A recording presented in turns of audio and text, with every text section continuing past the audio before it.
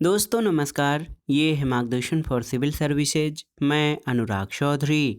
दोस्तों घटना चक्र सामान्य अध्ययन पूर्वावलोकन श्रृंखला में प्रस्तुत है।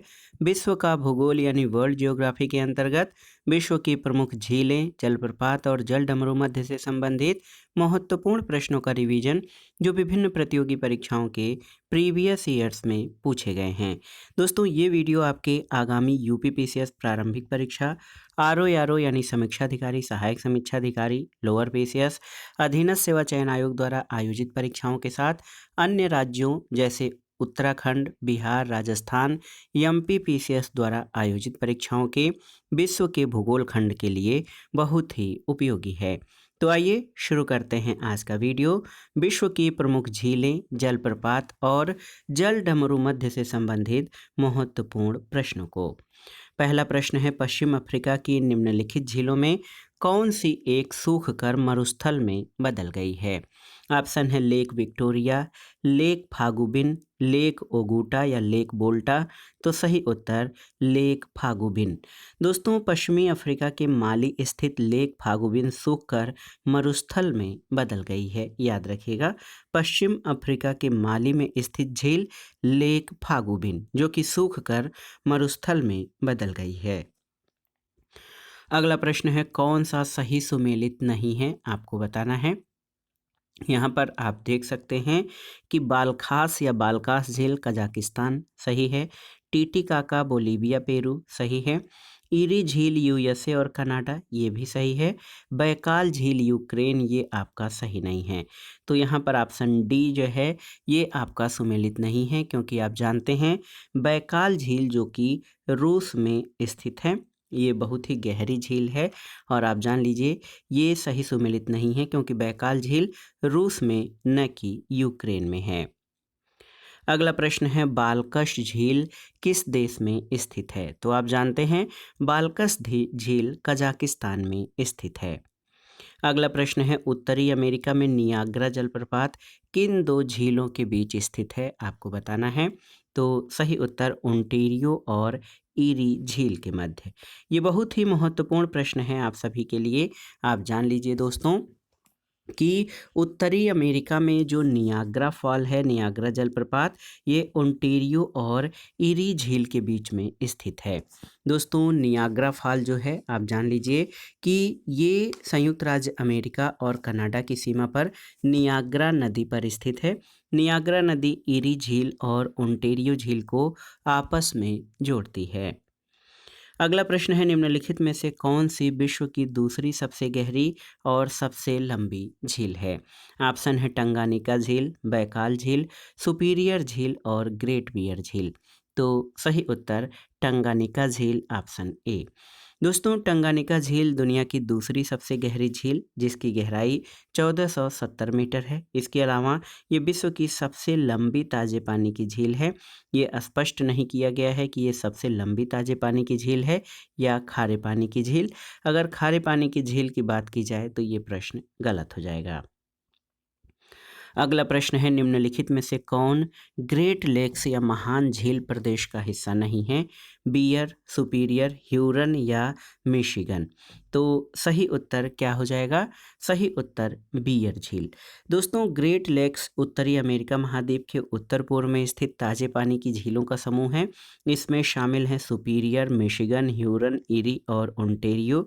ग्रेट बियर लेक इसमें शामिल नहीं है। अगला प्रश्न है, संयुक्त राज्य अमेरिका की बृहद झीलों का पूर्व से पश्चिम की ओर सही क्रम क्या है? आपको बताना है। तो आप जान लीजिए ये हैं जो ग्रेट लेक एरिया है, ग्रेट लेक रीजन है, वहाँ के बृहद झीलों का पूर्व से पश्चिम। तो सबसे पूर्व में ओंटारियो, उसके बाद ईरी, फिर ह्यूरन, फिर मिशिगन और सबसे पश्चिम में सुपीरियर है। तो याद रखिएगा संयुक्त राज्य अमेरिका और कनाडा की सीमा पर स्थित मिशिगन जो है वो केवल अमेरिका में है और बृहद झीलों का पूर्व से पश्चिम की ओर क्रम ओंटारियो, ईरी, ह्यूरन, मिशिगन और सुपीरियर है। अगला प्रश्न है, निम्नलिखित झीलों में से कौन सी पूर्णतः यूएसए में स्थित है? तो आप जानते हैं मिशिगन झील दोस्तों ये पूरी तरह से संयुक्त राज्य अमेरिका में स्थित है। अगला प्रश्न है, निम्नलिखित झीलों में कौन पूर्णतः संयुक्त राज्य अमेरिका में स्थित है? तो आप जानते हैं मिशिगन झील। नीचे दिए गए कोट से निम्नलिखित झीलों को क्षेत्रफल की दृष्टि से सही अवरोही यानी बड़े से छोटे के क्रम में व्यवस्थित कीजिए। तो सबसे बड़ी झील सुपीरियर झील है, आप जानते भी हैं। उसके बाद दूसरे स्थान पर विक्टोरिया झील आती है, फिर तीसरे पर बैकाल झील है और उसके बाद ग्रेट बियर। तो 4 3 2 1 हो जाएगा आपका सही उत्तर। 4 3 2 1 ऑप्शन ए आपका सही उत्तर है। दोस्तों आप देख सकते हैं कि सुपीरियर झील का क्षेत्रफल जो है 82,097 वर्ग किलोमीटर, विक्टोरिया का 68,870, बैकाल का 31,500 वर्ग किलोमीटर और ग्रेट बियर लेक 31,153 वर्ग किलोमीटर क्षेत्र में विस्तृत है। तो सबसे बड़ी झील सुपीरियर झील हो जाएगा। अगला प्रश्न है, विश्व की सबसे बड़ी ताज़े पानी की झील कौन सी है? तो सुपीरियर झील ये दुनिया की सबसे बड़ी ताज़े पानी की झील है। ये कनाडा और संयुक्त राज्य अमेरिका के मध्य स्थित 4 महान झीलों यानी कुल 5 महान झीलों में से एक है। अगला प्रश्न है, निम्न झीलों में कौन विश्व की प्राचीनतम और सबसे गहरी झील है? आपको बताना है। तो विश्व की सबसे प्राचीनतम और गहरी झील बैकाल झील है। दोस्तों इसकी अधिकतम गहराई 1642 मीटर है और ये 25 मिलियन वर्ष से अधिक पुरानी है, याद रखिएगा। अगले प्रश्न पर आगे बढ़ते हैं दोस्तों। अगला प्रश्न है, निम्नलिखित में से कौन सी सबसे पुरानी और सबसे गहरी झील है? तो आप जानते हैं बैकाल झील। ये दुनिया की सबसे पुरानी और सबसे गहरी साफ पानी वाली झील है। इसकी अधिकतम गहराई 1642 मीटर है और ये 25 मिलियन वर्ष से अधिक पुरानी है। अगला प्रश्न है, दुनिया की सबसे गहरी झील कौन सी है? तो ये बैकाल झील है। दोस्तों दुनिया की सबसे गहरी झील साइबेरिया रूस में स्थित बैकाल झील है।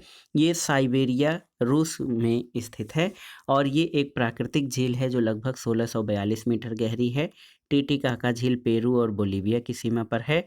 इसकी गहराई 280 मीटर है। विक्टोरिया झील तंजानिया, युगांडा और केन्या के मध्य स्थित है। इसकी अधिकतम गहराई 84 मीटर और औसत 40 मीटर है। डेड सी अमृत सागर एक नमक युक्त जल वाली झील है जो इजराइल, वेस्ट बैंक और जॉर्डन की सीमा पर स्थित है। इसकी औसत गहराई 120 मीटर है। अगला प्रश्न है, क्षेत्रफल और आयतन की दृष्टि से विश्व की सबसे बड़ी झील कौन सी है? तो ये कैस्पियन सागर। दोस्तों क्षेत्रफल और आयतन के आधार पर दुनिया की सबसे बड़ी झील यूरेशिया की कैस्पियन सागर है। इसका विस्तार 3,71,000 वर्ग किलोमीटर क्षेत्रफल पर है। अगला प्रश्न है, प्रसिद्ध अंगुलीनुमा या फिंगर झील क्षेत्र कहाँ पर स्थित है? आपको बताना है। तो सही उत्तर संयुक्त राज्य अमेरिका में। फिंगर लेक या अंगुलियों नुमा झील ये छोटी छोटी झीलों की श्रृंखला है जो अमेरिका के न्यूयॉर्क राज्य में स्थित है। अगला प्रश्न है, निम्नलिखित में से किसे झीलों की वाटिका कहा जाता है? तो आप जान लीजिए फिनलैंड को। फिनलैंड उत्तरी यूरोप में स्थित एक नॉर्डिक देश है। फिनलैंड में लगभग 1,87,888 झीलें और 1,78,917 द्वीप हैं। इसलिए इसे झीलों की वाटिका या गार्डन ऑफ लेक्स या हजार झीलों की भूमि के नाम से संबोधित किया जाता है। अगला प्रश्न है, निम्नलिखित में से किसे 1,000 झीलों का देश कहते हैं? तो फिनलैंड को। अगला प्रश्न है, निम्नलिखित युग्मों में से कौन सा सुमेलित नहीं है? आपको बताना है। बॉयलिंग झील डोमिनिका ये सही सुमेलित है। 5 फ्लावर झील मंगोलिया सही नहीं है, ये चीन में है। रेड लैगून बोलीविया में। ग्रेट स्लेव लेक कनाडा में स्थित है। दोस्तों आप जान लीजिए कि इन विकल्पों में से 5 फ्लावर झील ये सिचुआन चीन में स्थित है, न कि मंगोलिया में। अगला प्रश्न है, निम्नलिखित में से कौन सा नगर सुपीरियर झील पर स्थित है? आपको बताना है। शिकागो, बफेलो, डेट्रॉयट या डुलुथ? तो सही उत्तर डुलुथ। दोस्तों डुलुथ सुपीरियर झील उत्तरी अमेरिका के किनारे है और ये सुपीरियर झील के शहरों में दूसरा सबसे बड़ा शहर है। अगला प्रश्न है कौन सुमेलित नहीं है, आपको बताना है। ये बहुत ही महत्वपूर्ण प्रश्न है दोस्तों। देखिए, टिटिकाका झील बोलीविया पेरू सही सुमेलित है। उर्मिया झील ईरान में ये भी सही है। रेंडियर झील रूस में ये सुमेलित नहीं है, क्योंकि रेंडियर झील आप जान लीजिए कनाडा में स्थित है। आथाबास्का झील कनाडा सही सुमेलित है। तो दोस्तों आप जान लीजिए कि टिटिकाका बोलीविया और पेरू की सीमा पर, उर्मिया ईरान, रेंडियर कनाडा और आथाबास्का झील ये भी कनाडा में स्थित है। अगला प्रश्न है संसार का सबसे ऊंचा जलप्रपात कौन सा है, तो साल्टो एंजल, ऑप्शन बी आपका सही उत्तर हो जाएगा। दोस्तों आप जान लीजिए दुनिया का सबसे ऊंचा जलप्रपात साल्टो एंजल या एंजल जलप्रपात है। इसकी ऊंचाई 979 मीटर है। ये प्रपात वेनेजुएला के कनाइमा नेशनल पार्क में चुरून नदी पर है। चुरून रियो करोनी की सहायक नदी है, जबकि रियो करोनी ओरिनिको की सहायक नदी है। दोस्तों वर्ल्ड वाटरफॉल डेटाबेस के अनुसार विश्व का सबसे ऊंचा टुगेला प्रपात है, जिसकी ऊंचाई 948 मीटर है। ये प्रपात दक्षिण अफ्रीका में टुगेला नदी पर है, जबकि केरे पाकुई मेरू या पेरेकोपा वेना प्रपात, जिसे सामान्यतः साल्टो एंजल या एंजल प्रपात कहते हैं, इसको 13वें स्थान पर दिखाया गया है। इसकी ऊंचाई 807 मीटर है। ये प्रपात वेनेजुएला में रियो गौजा नदी वाटरशेड रियो कोरोनी पर स्थित है। अगला प्रश्न है निम्नलिखित जलप्रपातों में कौन वेनेजुएला में अवस्थित है, आपको बताना है। विक्टोरिया, एंजल प्रपात, एल्फ्रेड क्रीक या टुगेला, तो सही उत्तर है एंजिल या साल्टो एंजल। अगला प्रश्न है विक्टोरिया जलप्रपात किस नदी से संबद्ध है, तो सही उत्तर जाम्बेजी नदी। दोस्तों विक्टोरिया फॉल दक्षिण मध्य अफ्रीका में जाम्बिया जिम्बाब्वे सीमा पर जाम्बेजी नदी पर स्थित है। अगला प्रश्न है अफ्रीका में विक्टोरिया झील के संदर्भ में निम्नलिखित में से कौन से कथन सही हैं, आपको बताना है। ऑप्शन है, देखिए यह झील 4 देशों से घिरी है, ये गलत है। ये अफ्रीकी भ्रंश घाटी में स्थित है। तो यहाँ पर केवल 2 आपका सही हो जाएगा, ऑप्शन बी सही उत्तर है।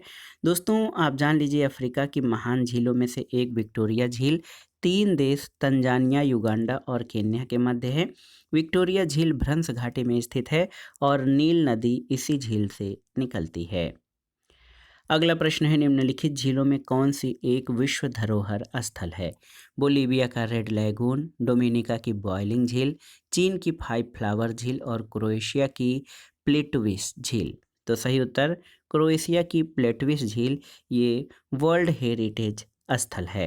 दोस्तों क्रोएशिया की प्लेटविस झील नेशनल पार्क, सुंदर झीलों, गुफाओं और झरनों की एक श्रृंखला से युक्त है। इसे 1979 में विश्व धरोहर स्थल की प्राकृतिक सूची में शामिल किया गया था। वर्ष 1997 में डोमिनिका के मोरने ट्रोइस पिटन्स नेशनल पार्क को विश्व विरासत स्थल घोषित किया गया और यूनेस्को ने इस पार्क को विश्व विरासत स्थल घोषित करते हुए इस पार्क की अन्य विशेषताओं के साथ यहाँ स्थित बॉयलिंग झील को विश्व विरासत योग्य मूल्यवान बताया। और ये विचारणीय तथ्य है कि इन प्राकृतिक धरोहरों के आधार पर मोरने ट्रोइस नेशनल पार्क की बॉयलिंग झील भी विश्व विरासत स्थल है। इस आधार पर ऑप्शन बी भी सही उत्तर है। अगला प्रश्न है निम्नलिखित में से कौन सुमेलित नहीं है, आपको बताना है। तो यहाँ पर विश्व का सबसे ऊंचा जलप्रपात टुगेला, तो ये आपका सुमेलित नहीं है। विश्व की सबसे बड़ी ताजे पानी की झील सुपीरियर, विश्व की सबसे ऊंची नौगम्य झील टिटिकाका और विश्व की दूसरी सबसे गहरी झील टंगानिका। तो बी, सी और डी सुमेलित हैं, ऑप्शन ए सुमेलित नहीं है। दोस्तों वेनेजुएला स्थित एंजल जलप्रपात को विश्व के सबसे ऊंचे जलप्रपात होने का गौरव है। इसकी ऊंचाई 979 मीटर है। टुगेला जलप्रपात दक्षिण अफ्रीका में स्थित है। इसकी ऊंचाई 948 मीटर है और ये विश्व का दूसरा सबसे ऊंचा जलप्रपात है। लेकिन वर्ल्ड वाटरफॉल डेटाबेस के अनुसार इसमें विश्व का सबसे ऊंचा जलप्रपात टुगेला है। अगला प्रश्न है दोस्तों महत्वपूर्ण प्रश्न है, आप देख सकते हैं निम्नलिखित में से कौन सुमेलित नहीं है, आपको बताना है। बैकाल रसियन फेडरेशन ये आपका सही सुमेलित हो जाएगा, बिल्कुल सही। मालावी एशिया ये आपका सुमेलित नहीं है। कैस्पियन सागर एशिया यूरोप सही है। टंगानिका अफ्रीका सही है। तो मालावी जो झील है दोस्तों, मालावी ये एशिया में नहीं बल्कि अफ्रीका महाद्वीप में स्थित है। ऑप्शन बी आपका सही सुमेलित नहीं है। अगला प्रश्न है, निम्नलिखित में से कौन सा मानव क्रियाकलापों के कारण हाल में बहुत अधिक संकुचित हो गया है या सूख गया है? अरल सागर, काला सागर और बैकाल झील। तो सही उत्तर अरल सागर केवल एक। दोस्तों, अरल सागर मानवीय क्रियाकलापों के कारण अत्यंत संकुचित अथवा लगभग सूख गया है। नासा द्वारा अरल सागर का उपग्रहीय चित्र 1989 की स्थिति से तुलना करते हुए 2014 में प्रदर्शित किया गया है। काला सागर और बैकाल झील में भी संकुचन हुआ है, लेकिन अरल सागर की तुलना में अति न्यून है। दोस्तों, प्रश्न में बहुत अधिक संकुचित या सूख जैसे विश्लेषणात्मक शब्दावली का प्रयोग किया गया है, जो केवल अरल सागर के संदर्भ में सही है। झील और जलप्रपात के बाद आइए जल डमरू मध्य से संबंधित महत्वपूर्ण प्रश्नों को देखते हैं। सबसे पहले जान लीजिए जल डमरू मध्य क्या है। तो जल डमरू मध्य दो भिन्न जल राशियों को जोड़ती है और दो स्थल खंडों को अलग करती है। एशिया और उत्तरी अमेरिका महाद्वीप को बेरिंग जल डमरू मध्य अलग करता है और ये रूस के पूर्वी देशांतर पर स्थित रूस के सबसे पूर्वी भाग से जो है पश्चिमी देशांतर पर स्थित अलास्का के सबसे पश्चिमी भाग के बीच स्थित है। तो याद रखिएगा दोस्तों, जल डमरू मध्य दो जल राशियों को जोड़ती है और दो स्थल खंडों को अलग करती है। यूरोप स्थल खंड है, इसको अफ्रीका से अलग करने वाली जल संधि जिब्राल्टर जल संधि है और ये अटलांटिक महासागर और भूमध्य सागर को जोड़ती है। तो प्रश्नों पर आते हैं, मलक्का जल संयोजक में आने जाने की सुविधाएं हैं, कहाँ से कहाँ तक आपको बताना है। तो आप जान लीजिए दोस्तों, ये मलक्का जो जल संधि है बहुत ही महत्वपूर्ण है। मलक्का जल संधि यहाँ से हिंद महासागर से चीन सागर तक जाने की जो है सुविधाएं हैं। आप देख लीजिए कि मलक्का जल संधि या स्ट्रेट ऑफ मलक्का इंडोनेशिया के सुमात्रा द्वीप को मलेशिया से अलग करती है। ये हिंद महासागर को प्रशांत महासागर से जोड़ती है और इस जल संयोजक के माध्यम से हिंद महासागर यानी अंडमान सागर से दक्षिणी चीन सागर तक आवागमन की सुविधाएं हैं। अगला प्रश्न है, निम्नलिखित में से किसके द्वारा भारत और पूर्वी एशिया के बीच नौ संचालन समय या नेविगेशन टाइम और दूरी अत्यधिक कम किए जा सकते हैं? तो यहाँ पर आप देख सकते हैं मलेशिया और इंडोनेशिया के बीच मलक्का भूडमरू मध्य को अधिक गहरा बनाकर और सियाम खाड़ी और अंडमान सागर के बीच के भूसंधि या जल डमरू मध्य के पार नई नहर खोलकर। तो यहाँ पर केवल और केवल कथन दो सही है, ऑप्शन बी सही उत्तर हो जाएगा। दोस्तों, आप जान लीजिए सियाम खाड़ी और अंडमान सागर के बीच के भूसंधि या जल डमरू मध्य के पार नई नहर खोलकर भारत और पूर्वी एशिया के बीच नौ संचालन समय और दूरी को अत्यधिक कम किया जा सकता है। अगला प्रश्न है, कौन सी जल संयोजी यूरोप को अफ्रीका से पृथक करती है? तो अभी अभी हमने पढ़ा भी है, ये है जिब्राल्टर जल संधि। दोस्तों, यूरोप को अफ्रीका से पृथक करने वाली जल संधि जिब्राल्टर है। ये अटलांटिक महासागर और भूमध्य सागर को जोड़ती है। अगला प्रश्न है, हारमुज जल संधि पाई जाती है कहाँ पर? तो फारस की खाड़ी और ओमान की खाड़ी के बीच हारमुज जल संधि है। याद रखिएगा, हारमुज जल संधि फारस की खाड़ी और ओमान की खाड़ी के मध्य अवस्थित है। अगला प्रश्न है, एशिया और उत्तरी अमेरिका को जो जल डमरू मध्य अलग करता है वो कौन सा है? तो ये बेरिंग जल डमरू मध्य। दोस्तों, बहुत ही महत्वपूर्ण प्रश्न है, आप देख लीजिए। एशिया और उत्तरी अमेरिका महाद्वीप को बेरिंग जल डमरू मध्य जो है ये अलग करता है और ये रूस के 169 डिग्री 43 मिनट पूर्वी देशांतर पर स्थित रूस के सबसे पूर्वी भाग और पश्चिमी देशांतर पर स्थित अलास्का यानी संयुक्त राज्य अमेरिका के सबसे पश्चिमी भाग में है। 85 किलोमीटर चौड़ी ये जल संधि उत्तर में चुकची सागर यानी आर्कटिक महासागर और को दक्षिण में स्थित बेरिंग सागर यानी प्रशांत महासागर के भाग से जोड़ती है। अगला प्रश्न है, किस जलमार्ग का आर्थिक तथा युद्ध नीतिक अधिक महत्व है? देखिए, यहाँ पर ऑप्शन है पाक जलडमरू मध्य, मलक्का जलडमरू मध्य, स्वेज नहर और पनामा नहर। तो सही उत्तर स्वेज नहर, ऑप्शन सी। दोस्तों, स्वेज नहर मिस्र के इस्थमस ऑफ स्वेज में बनाई गई विश्व की सबसे बड़ी कृत्रिम नहरों में से एक है। इस नहर के बन जाने से यूरोप और एशिया के बीच की दूरी काफ़ी कम हो गई है, क्योंकि इसके बनने से पूर्व यूरोप से एशिया और एशिया से यूरोप जाने वाले जहाज़ों को अफ्रीका महाद्वीप का चक्कर लगाकर जाना होता था। इस नहर का अपना आर्थिक और युद्ध नीतिक महत्व सर्वाधिक है। अगला प्रश्न है, आर्कटिक महासागर और प्रशांत महासागर को जोड़ने वाला जल डमरू मध्य कौन सा है? तो ये है बेरिंग जल डमरू मध्य। अगला प्रश्न सुमेलित करना है। तो यहाँ पर देखिए, जिब्राल्टर जल संधि ये अफ्रीका और यूरोप के मध्य है। इसके अलावा मलक्का जल संधि इंडोनेशिया और मलेशिया के बीच है। बेरिंग जल संधि एशिया और उत्तरी अमेरिका के मध्य, और हार्मुज जल संधि ये फारस की खाड़ी और ओमान की खाड़ी के मध्य स्थित है। तो सही सुमेलन हो जाएगा 3-1-2-4, 3-1-4-2। तो यहाँ पर 3-1-4-2 आप देख सकते हैं, ऑप्शन सी सही उत्तर हो जाएगा। अगला प्रश्न कई बार परीक्षाओं में पूछा गया है कि 10 डिग्री चैनल पृथक करता है किसको? तो उत्तर है अंडमान को निकोबार द्वीप समूह से। दोस्तों, 10 डिग्री चैनल बंगाल की खाड़ी में जो है अंडमान द्वीप यानी लघु अंडमान को निकोबार द्वीप समूह यानी कार निकोबार से अलग करता है। अगला प्रश्न है, निम्नलिखित जलडमरू मध्यों में से किसी एक में से निकाली गई सुरंग यूनाइटेड किंगडम और फ्रांस को जोड़ती है? तो सही उत्तर आपका डोवर जलडमरू मध्य हो जाएगा, ऑप्शन सी। दोस्तों, डोवर जलडमरू मध्य इंग्लिश चैनल और उत्तर सागर को संयुक्त करता है। इंग्लिश चैनल के पूर्वी भाग पर अवस्थित जो डोवर जलडमरू मध्य में इंग्लैंड और फ्रांस को जोड़ने वाली 3 जलीय रेल सुरंगें बनाई गई हैं। ये सुरंगें इंग्लैंड के केंट में फाल्कस्टोन और फ्रांस के पास डे कैलेस में कोक्योलिस को जोड़ती हैं। अगला प्रश्न है, डोवर जल संधि जोड़ती है किसको? तो आप जानते हैं इंग्लिश चैनल और उत्तरी सागर को।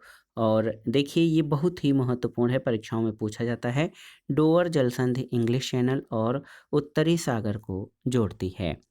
अगला प्रश्न है दोस्तों, पाक खाड़ी किन के बीच स्थित है? आपको बताना है। तो सही उत्तर मन्नार की खाड़ी और बंगाल की खाड़ी के मध्य। पाक जल संधि या पॉक स्ट्रेट ये भारत के तमिलनाडु राज्य और श्रीलंका के मध्य है। ये बंगाल की खाड़ी यानी पाक की खाड़ी को मन्नार की खाड़ी से जोड़ती है। अगला प्रश्न है, पाक जलडमरू मध्य किसके बीच स्थित है? तो ये भारत और श्रीलंका के बीच स्थित है। फारस की खाड़ी सीमा नहीं बनाती किससे? तो फारस की खाड़ी ओमान से सीमा नहीं बनाती और बहरीन, इराक और कुवैत से बनाती है। अगला प्रश्न है, निम्नलिखित में से कौन सा फारस की खाड़ी या पर्शियन गल्फ का समुद्र तटीय देश नहीं है? ऑप्शन है कुवैत, ओमान, कतर या संयुक्त अरब अमीरात। तो सही उत्तर ओमान जो है पर्शियन गल्फ का समुद्र तटीय देश नहीं है। अगला प्रश्न है, कौन सा एक युग्म सही सुमेलित है? आपको बताना है। तो देखिए, टोनकिन की खाड़ी वियतनाम में, ये आपका सही है, ऑप्शन डी। बोथनिया की खाड़ी फ्रांस में नहीं बल्कि स्वीडन और फिनलैंड में है। बैफिन की खाड़ी अर्जेंटीना में नहीं, कनाडा और ग्रीनलैंड के मध्य है। और कारपेंट्रिया की खाड़ी जो है ये ऑस्ट्रेलिया, कनाडा में नहीं बल्कि ऑस्ट्रेलिया में स्थित है। टोनकिन की खाड़ी वियतनाम और चीन के मध्य है। अगला प्रश्न है दोस्तों, आप देखिए कि हिंद महासागर और लाल सागर को कौन सी जल संधि जोड़ती है? तो उत्तर है बाब अल मंडेब। दोस्तों, हिंद महासागर को अदन की खाड़ी और लाल सागर को बाब अल मंडेब जल संधि जोड़ती है। हार्मुज जल संधि फारस की खाड़ी और ओमान की खाड़ी को, बास्पोरस जल संधि काला सागर और मारमरा सागर, आप देख लीजिए, बहुत ही महत्वपूर्ण है। इसके अलावा आप जान लीजिए कि मलक्का जल संधि अंडमान सागर और दक्षिण चीन सागर को जोड़ती है। अगला प्रश्न है, लोम्बोक जलडमरू मध्य किन दो द्वीपों के मध्य अवस्थित है? आपको बताना है। बाली और लोम्बोक, लोम्बोक और संभावा, संभावा और जावा या फिर जावा और बाली। तो सही उत्तर बाली और लोम्बोक। दोस्तों लोम्बोक जलडमरू मध्य इंडोनेशिया के बाली और लोम्बोक द्वीपों के मध्य है। ये जलडमरू मध्य जावा सागर को हिंद महासागर से जोड़ता है। तो दोस्तों ये था आज का वीडियो। घटना चक्र सामान्य अध्ययन पूर्वावलोकन श्रृंखला में विश्व के भूगोल के अंतर्गत इस वीडियो में हमने प्रमुख झीलें, जलप्रपात और जल डमरू मध्य से संबंधित महत्वपूर्ण प्रश्नों को कवर किया, जो आपके आगामी परीक्षाओं के लिए बहुत ही उपयोगी हैं। आप इन प्रश्नों को तैयार कर लीजिएगा। दोस्तों वीडियो आपको कैसा लगा हमें कमेंट बॉक्स में ज़रूर बताइएगा। वीडियो को लाइक करें, शेयर करें और इस चैनल मार्गदर्शन फॉर सिविल सर्विसेज को सब्सक्राइब करें। वीडियो देखने के लिए धन्यवाद। नमस्कार।